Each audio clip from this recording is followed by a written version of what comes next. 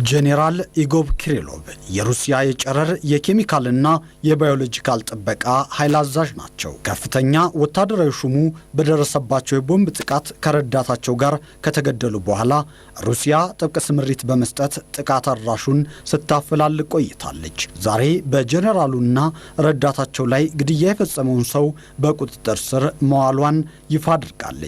የሩሲያ የደህንነት አገልግሎት በስም ያልጠቀሰው ጥቃት አድራሽ የ29 ዓመት ኡዝቤኪስታናዊ መሆኑንና የዩክሬን የደህንነት መስሪያ ቤት ቅጥረኛ መሆኑን እወቁት ብሏል። ከጄኔራሉ ግድያ አንድ ቀን ቀድሞ ኪየቭ የሞስኮ ወታደራዊ አዛዥ በግዛቴ የኬሚካል የጦር መሳሪያ ጥቃት እንዲደርስ ትዕዛዝ ሰጥተዋል ስትል ወንጅላቸው ነበር።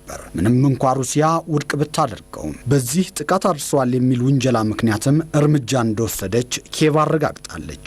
አሁን ሩሲያ በቁጥጥር ስር አዋልኩት ያለችው የጄኔራሉ ገዳይ ተጠርጣሪ ግለሰብም በዩክሬን የደህንነት መስሪያ ቤት ተመልምሎ ሲሰራ እንደነበር ማመኑ ተገልጿል።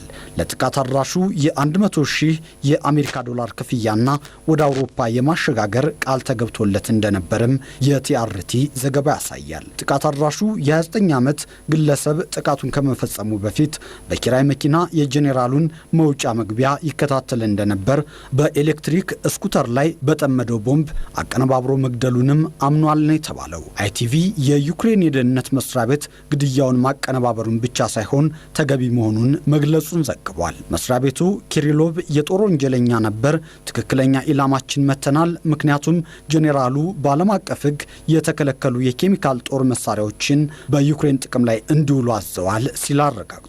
ዩክሬን አክላም ወንጀለኛ ባለቻቸው የሩሲያ ወታደራዊና ፖለቲካዊ ባለስልጣናት ላይ የበቀል በትሯን ደጋግማ እንደምታሳርፍ ዝታለች።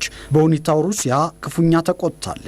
የሩሲያ የደህንነት ምክር ቤት ምክትል አዛዥ ዲሚትሪ ሜድቬዴቭ ዩክሬን በጦር ሜዳ የወታደራዊ ሽንፈቷ አይቀሬ መሆኑን ስታውቅ በሰላማዊ ከተሞች የፈሪ ዱላ ለማሳረፍ እየተተረተረች ነው፣ ለዚህ ደግሞ የእጇን ታገኛለች ነው ያሉት። በጉዳዩ ላይ ሀሳባቸውን የሰጡት የእንግሊዙ ጠቅላይ ሚኒስትር ኬር ስቴመር ሀገራቸው ከዩክሬን ጎን እንደምትቆም ሆኖም በመሰል ግድያዎች እንደማትተባበር ተናግረዋል። የአሁኑ የጄኔራሉ ግድያ ለጦርነቱ ሌላ ተጨማሪ የክረት ምክንያት ሊሆን እንደሚችል ብዙዎች እየተነተኑ ናቸው። ምክንያቱ ደግሞ ጠንካራ የደህንነትና ስለላ መዋቅር ባላት ሩሲያ የዩክሬን የደህንነት ሰዎች ሰተት ብለው መግባት ብቻ ሳይሆን ከፍተኛ ወታደራዊ ሹምን መግደላቸው ምናልባትስ ቀጣይ ጥቃቶች ይቀጥሉ ይሆን የሚል ግምትን ሰጥቷል። በሌላ በኩል የሩሲያ ወታደራዊ ኃይል ለዚህ በቀል ሊሰነዝረው የሚችለው አጸፋ የሚጠበቅ ነው። ታይም መጽሔት የጄኔራሉን ግድያ ህጋዊ ራስን መከላከል ሲል ዘግቦታል። የቀድሞው የሩሲያ ፕሬዝዳንት ዲሚትሪ ሜድቬዴቭ በቴሌግራም ለታይም መጽሔት በሰጡት ምላሽ ይህንን ወንጀል የምታራግቡ ተጠንቀቁ፣ ለንደን ብዙ ነገር ሊከሰት ይችላል ብለዋቸዋል። በጦርነቱ የእንግሊዝ አሰላለፍ ከዩክሬን ጎን ነው።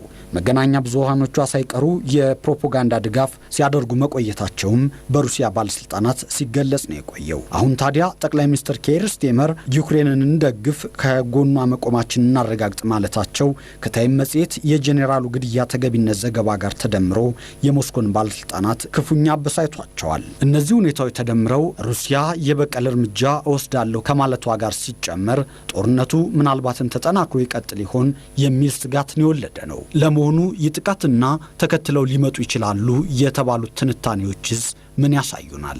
የመጀመሪያው የሞራል ውድቀት ነው። ከፍተኛ ደረጃ ያለው አዛዥ መገደላቸው ብቻ ሳይሆን ምናልባትም የዩክሬን የደህንነት መዋቅር በሩሲያ ገብቶ ጥቃት መፈጸሙ ለሩሲያ ጦርና ለሩሲያ ፖለቲከኞች የሞራል ውድቀት ሊያስከትል ይችላል። ይህ ደግሞ ምናልባትም ዩክሬን በጦር ሜዳ ያጣችውን ድል ለመቀልበስ ሊያስችላት ይሆን የሚል ግምትን ያሰጠ ነው። ምናልባትስ ዩክሬን የሩሲያ ወታደራዊ አዛዦችን የመረጃ ፍሰት ተቆጣጥራ ይሆን?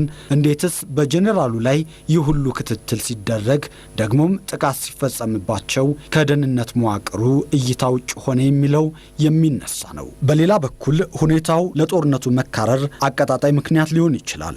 ዲፕሎማሲያዊ ውጥንቅጡን በማጋልም ያሉ የሰላምና ድርድር በሮችን ሊዘጋ ይችላል።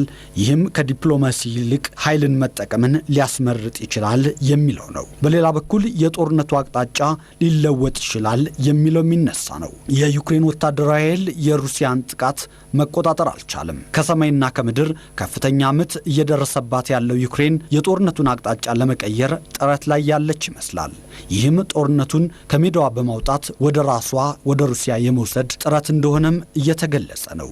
ይህ ደግሞ በከተሞች የተለያዩ ጥቃቶችን ከማድረስ እስከ ከፍተኛ ወታደራዊና ፖለቲካዊ ባለስልጣናትን ኢላማ ማድረግ የደረሰ እርምጃ ሊሆን ይችላል። በዚህ ሁሉ ድምር ግን ጦርነቱ መፍትሄ እየራቀው እንደሆነ ብዙዎች ይስማማሉ።